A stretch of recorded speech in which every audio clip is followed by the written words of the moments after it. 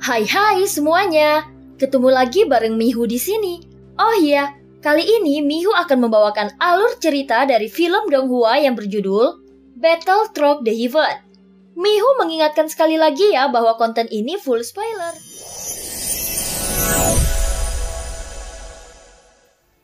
Melanjutkan dari kisah sebelumnya. Sebelumnya semakin banyak binatang buas dan orang kuat yang datang ke tempat Xiaoyan berada. Segera Jin Dongming, Yongdong, dan Longbio menghadapi mereka. Bagaimanapun mereka semua tergoda dengan aroma pil yang dimurnikan oleh Xiaoyan. Setelah Xiaoyan berhasil memurnikan untuk yang kelima kalinya, dia meminta izin nomor 1 untuk memasuki alam dewa kekacauan. 9. Apa yang kau mau dariku? Ucap nomor 7 adalah orang pertama yang berbicara. Dia tampak sedikit terkejut dengan pemandangan di depannya. Untuk mencari pengusaha nomor 1 yang berkeliling dunia bukanlah hal yang mudah. Tentu saja ini dilakukannya karena kesepakatan mereka sebelumnya. Xiaoyan juga tidak berbicara omong kosong lagi. Dan sebelumnya dia sudah memberikan pil tubuh dewa dan iblis yang telah dimurnikannya ke sosok nomor 1. Lalu memintanya untuk menyampaikannya kepada nomor 7. Wah, kau benar-benar berhasil menyempurnakan ramuan ini. Bahkan kualitasnya jauh lebih tinggi dari yang diharapkan. Tidak buruk. Setelah beberapa saat suara nomor 7 terdengar.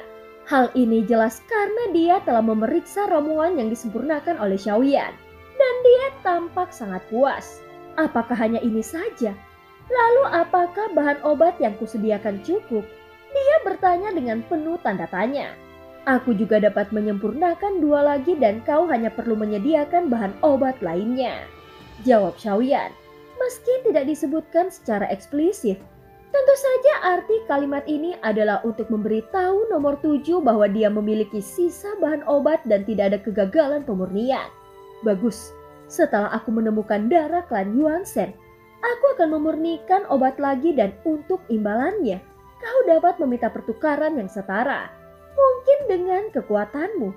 Tidak ada satupun dari harta karunku yang berguna dan dapat menarik perhatianmu. Ucap nomor 7 perlahan. Dia juga memperlakukan Xiaoyan sebagai orang yang kuat.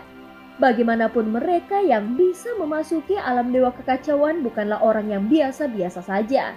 Setidaknya mereka pasti akan menjadi yang terbaik di dunianya masing-masing. Saat ini nomor 7 masih memiliki permintaan 2 pil tubuh dewa dan iblis lagi. Aku akan memintamu membayar di muka. Itu berupa beberapa ramuan detoksifikasi dewa terlebih dahulu. Ucap Xiaoyan segera mengungkapkan pikirannya. Inilah tujuannya menyempurnakan ramuan ini. Pil detoksifikasi. Hahaha. Bagaimana mungkin seorang alkemis kekurangan ramuan? Ucap nomor 7 sedikit bingung. Bukan seperti itu. Aku hanya tiba-tiba penasaran dengan pil detoksifikasinya. Ucap Xiaoyan. Faktanya Xiaoyan memang ingin mendapatkan pil detoksifikasi dari nomor 7 dan mengamatinya. Namun dia tidak akan mengakui bahwa dia tidak memiliki pil penawar racun di tangannya. Apalagi sampai dia mengatakan tidak memiliki bahan obat. Menurut imajinasi nomor 7 tentang kekuatan Xiaoyan, seharusnya untuk mendapatkan bahan obat dan ramuan bukanlah suatu masalah. Aku memiliki beberapa pil detoksifikasi dewa. Permintaan pil detoksifikasi tidak banyak, dan kesulitan pemurniannya juga lebih rendah. 3 pil tubuh dewa dan iblis cukup untuk ditukar dengan lebih dari 10 pil detoksifikasi dewa bermutu tinggi. Apakah kau yakin ingin menukarkannya? Ucap nomor 7 terus bertanya.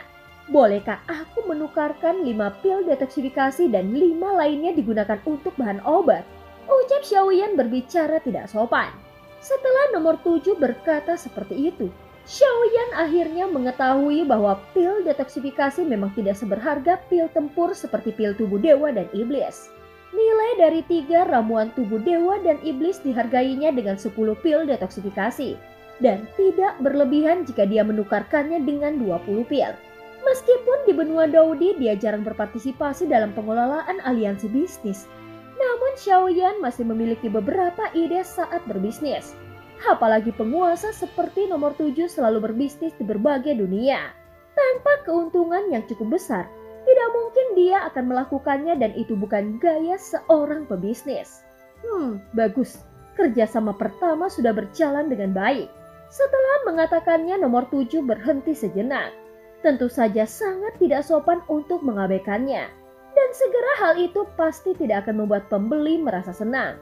Sebaliknya hal itu akan membuat mereka merasa ditipu. Namun ini justru sebaliknya. Terima kasih. Ucap Xiaoyan secara alami memahami trik kecil yang digunakan oleh nomor 7. Meski memang mudah untuk dilihat, tetapi dia harus mengatakannya. Bagaimanapun pengusaha ahli memanipulasi hati orang lain. Aku akan meminta nomor 1 untuk memberikannya kepadamu nanti. Setelah keduanya selesai berbicara, dia segera mundur dari alam dewa kekacauan. Xiaoyan juga perlahan membuka matanya. Adapun pertarungan sengit yang terjadi di gua masih terus berlanjut. Saat ini aroma dari pil telah menghilang, sehingga banyak orang yang langsung gila karenanya. Melihat gelombang binatang buas akan segera surut, ada seseorang yang tidak tahan dan bergegas menuju gua. Orang pertama yang masuk adalah seorang pria di langkah ke-8. Aku ingin melihat siapa alkemis itu. Setelah menangkapnya, aku akan memintanya memurnikan obat untukku dan keluargaku. Ucap sosok pria langkah ke-8 meraung dan bergegas masuk ke dalam gua. Pada saat yang sama, Long Bio dan yang lainnya terkejut saat melihat ini. Ketika menunggu beberapa orang bereaksi, terdengar suara teredam dari dalam gua. Sosok langkah ke-8 langsung melesat ke belakang dan berubah menjadi garis darah di udara. Segera sosok Xiaoyan berjalan keluar gua. Menyadari kekuatan Qi dan darahnya, binatang buas di sekitarnya sepertinya langsung ketakutan. Dan terdengar suara ratapan di mana-mana. Dengan langkah ke-8 yang menembak ke belakang, sosok lainnya langsung memiliki tatapan ngeri di mata mereka. Segera beberapa orang dengan reaksi cepat berlari dari sini. Adapun orang-orang yang berada di sekitar Xiaoyan tidak melanjutkan tindakannya. Xiaoyan merasa tidak perlu membuang waktu di sini. Dia baru saja memurnikan pil. Namun segerombolan binatang buas ada di sini, bahkan banyak sosok juga ada di sini. Tentu saja hal ini terasa sedikit aneh. Dibandingkan berpikir sebagai ancaman, dia lebih merasa ini seperti sebuah petunjuk dari roh dunia kuno dewa abadi dan iblis. Dunia ini berbeda dengan Sensi. Keadaan di sini jauh lebih rumit. Hati orang-orang juga lebih rumit, tetapi Xiaoyan merasa dunia ini terasa lebih realistis. Mungkinkah itu mengisyaratkan semacam krisis? Ucap Xiaoyan segera mengangkat kepalanya melihat ke arah pegunungan. Tiba-tiba pupil matanya sedikit menyusut. Sebelumnya tempat ini diselimuti oleh penghalang beracun. Namun sekarang itu telah menghilang begitu saja seolah-olah menguap.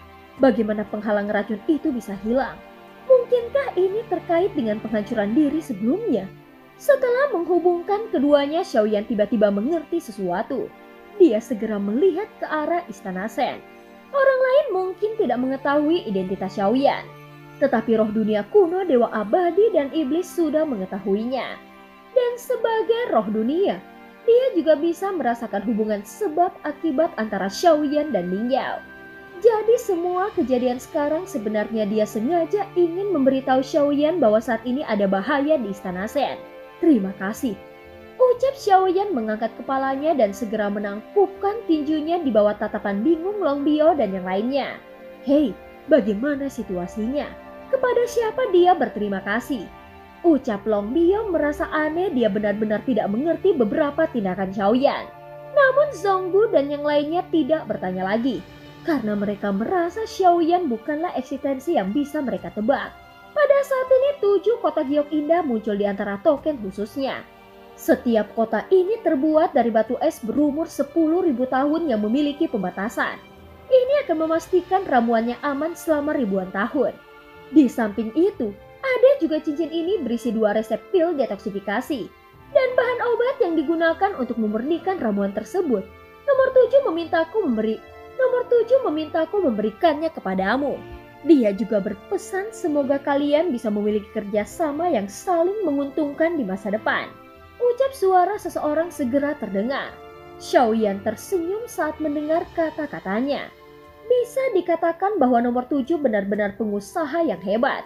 Hal ini membuat pelanggan merasa mendapatkan keuntungan. Saat ini Xiaoyan tidak hanya mendapatkan bantuan, tetapi dia juga telah diberi pelajaran tentang bisnis. Setelah beberapa saat, Xiaoyan segera melihat ke arah Istana Shen. Jika itu benar-benar petunjuk yang diberikan kepadanya oleh roh dunia kuno, Dewa Abadi dan Iblis, maka Ning Yao pasti ada di dalamnya. Tian Xun telah terbunuh, dan sekarang adalah waktu terbaik untuk menghadapi Ning Yao. Aku hanya tidak menduga mendapatkan petunjuk dari roh dunia kuno, Dewa Abadi dan Iblis. Sial, mungkinkah Ning Yao berhasil menerobos keabadian para dewa? Gumam Xiaoyan dengan suara yang dalam. Pada saat ini kawasan di puncak gunung sudah sepi, seolah-olah tidak pernah terjadi apa-apa di sini. Namun hanya Long Biao dan yang lainnya yang tahu apa yang sebenarnya terjadi. Bagaimanapun setelah Xiaoyan muncul, tidak ada yang berani bertindak macam-macam lagi dengannya. Dan jika Xiaoyan tidak muncul, maka mereka akan terus menjadi sasaran pemukul. Sebelum meninggalkan tempat ini, Xiaoyan masih mengeluarkan penawarannya dan melihat hanya untuk memastikan tidak ada masalah. Aku tidak menyangka pil ini memiliki kualitas terbaik. Ketika Xiaoyan membuka kotak pil satu persatu dan melihatnya, dia menunjukkan ekspresi yang puas. Nomor 7 bertindak dengan luar biasa kali ini, sehingga membuat Xiaoyan merasa senang di dalam hatinya. Meskipun pil tubuh dewa dan iblis yang dia sempurnakan memang memiliki kualitas terbaik, namun Xiaoyan baru menyelesaikan satu pil. Tentu saja Xiaoyan tidak menduga bahwa nomor 7 langsung mempercayai dirinya. Sebelumnya dia diberi ramuan dan resep secara sekaligus. Dalam hal ini tidak peduli apakah Ning Yao ada di Istana Shen atau tidak, dia harus pergi untuk memeriksanya. Xiaoyan juga berniat membunuh Ning Yao sekarang. Namun jika saat bertemu dan hal itu tidak bisa dihindari, maka dia akan melakukannya. Bagaimanapun sekarang dia sudah memiliki penawarnya.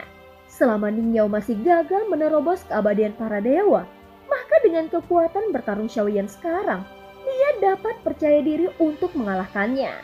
Bagaimanapun kekuatannya sangat berbeda ketika saat melawan Tian Xun.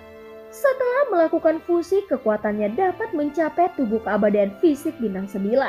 Tentu saja saat ini kekuatan tubuh fisik adalah andalan terbesar Xiaoyan. Sekarang dia memiliki tubuh fantasi emas dari klan Yuan Shen. Meski masih sulit untuk melawan keabadian para dewa, namun jika hanya melawan di ranah keabadian kaisar, Xiaoyan juga tidak akan takut pada siapapun. Dengan 7 pil detoksifikasi, maka itu merupakan dukungan yang cukup untuk melenyapkan Ning Yao. Melalui pertempuran ini, maka itu bisa menjadi acuan pencapaian Ning Yao di jalan kultivasi racun. Kemungkinan pertarungan dengan Ning Yao tidak akan bisa dihindari. Tetapi setelah pertarungan dengannya, Xiaoyan juga tidak akan takut jika bertemu dengan kultivator racun lagi di masa mendatang. Meskipun tubuh fisik klan Yuan Shen sangat kuat, namun kelemahannya terhadap racun cukup fatal, sehingga bisa menyebabkan tubuhnya lemah dan runtuh.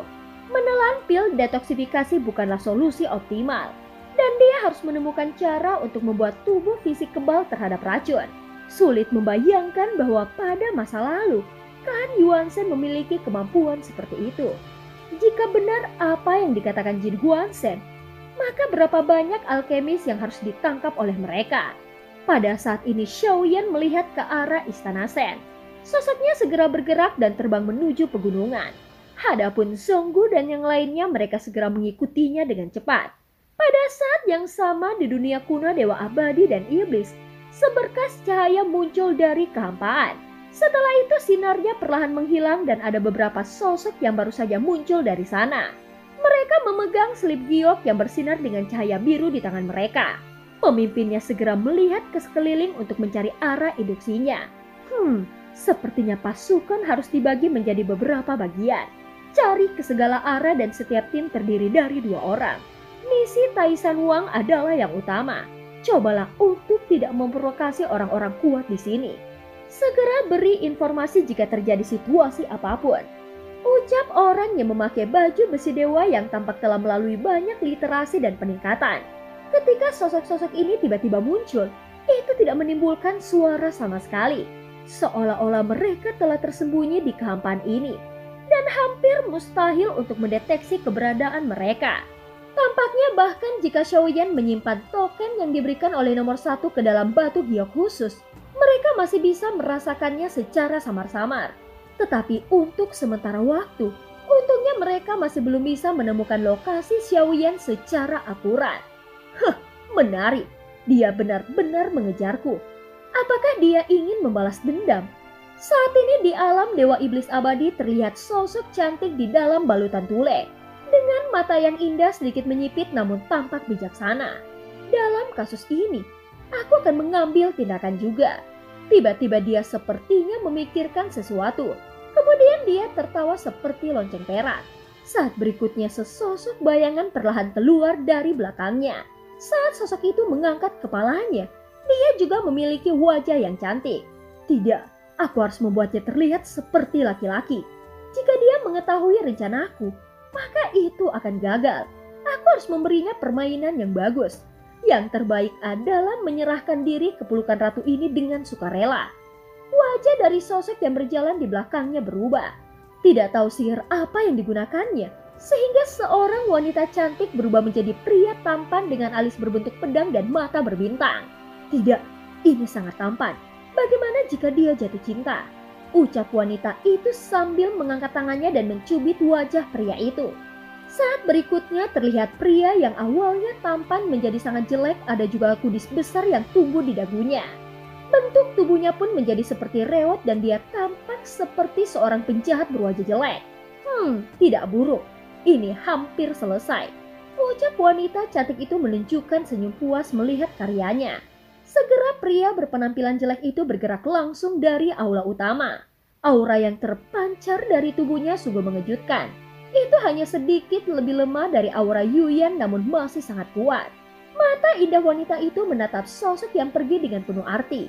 Bibir merahnya yang seperti bunga sakura perlahan terangkat. Senyuman di wajahnya jelas sangat lembut. Tetapi tidak tahu kenapa mata yang indah itu dapat membuat orang merasa gila. Tidak ada yang tahu apa yang dia rencanakan di dalam hatinya. Tetapi itu seharusnya tidak menjadi sesuatu yang serius. Bahkan tilai yang dikenakannya membuat bagian tubuh indahnya samar-samar sedang menjulang. Sehingga seseorang bisa melihat keindahan yang tersembunyi di dalamnya. Sepertinya dia sama sekali tidak merasa malu melakukannya. Tentu saja hal ini juga karena sangat sedikit orang yang bisa memasuki bukit di belakang aula utama tempat dia berada. Saat ini tubuhnya setengah tertutup dan sebagian besar tampak seperti salju putih yang terekspos ke udara. Setiap inci kulitnya seputih batu giok dan wajahnya semakin terlihat seperti seorang gadis. Tidak ada kerutan di wajahnya dan senyumannya sangat indah. Perasaan ini jelas tidak palsu. Seolah-olah dia adalah seorang gadis muda yang belum pernah merasakan dunia. Sepertinya ini ada hubungannya dengan caranya berkultivasi. Nomor 9 ini memancarkan daya tarik yang sangat kuat. Aku tidak tahu pria menawan seperti apa dirinya. Memikirkan hal ini sungguh membuatnya menjadi agak tidak terkendali. Dan wajah wanita itu sedikit memerah. Saat dia berbicara, jari-jarinya menempel ke bawah. Lalu dia menggigit bibir merahnya sambil mengeluarkan suara bergumam dengan matanya yang tampak kabur. Sepertinya aku telah mencapai surga dunia. Ucap wanita itu dengan suara yang dalam. Setelah mencapai puncaknya, bentuk tubuhnya berangsur-angsur rileks dan ada ekspresi puas yang terlihat di wajahnya. Jika aku bisa berlatih kultivasi ganda bersamanya, aku dapat mengambil satu langkah lebih jauh. Di jalur 9 keinginan, aku telah memutuskan memilih tubuhnya. Sementara itu Xiaoyan yang sedang bergegas menuju istana Shen merasakan tubuhnya sedikit bergetar. Tiba-tiba rasa dingin muncul di belakangnya tetapi itu berlalu dengan cepat. Xiaoyan sedikit mengernyit dan merasakan firasat buruk. Setelah menyelesaikan semua misi ini, aku harus segera meninggalkan tempat ini. Terlepas dari apakah Ningyo mati atau tidak, lebih baik aku pergi secepat mungkin. Ucap Xiaoyan bergumam sambil terus bergegas menuju istana Shen. Setelah beberapa saat, mereka akhirnya melihat kondisi istana Shen yang belum pulih sepenuhnya. Kita sudah sampai. Tampaknya memang benar seluruh istana Shen ini telah hancur. Ucap Long Biao. Saat dia berbicara, dia bahkan melihat ke arah Yongdong. Ekspresi yang terakhir langsung membeku dan wajahnya tiba-tiba terlihat agak buruk. Sepertinya dia tidak mengharapkan Long Biao akan berbicara lebih banyak lagi. Saudara laki-laki yang bernama Yongdong ini memang benar. pasti ada beberapa makhluk abadi yang menghancurkan dirinya sendiri di sini. Dan film pun berakhir. Terima kasih udah dengerin Mihu dari awal sampai akhir ya. Sampai jumpa.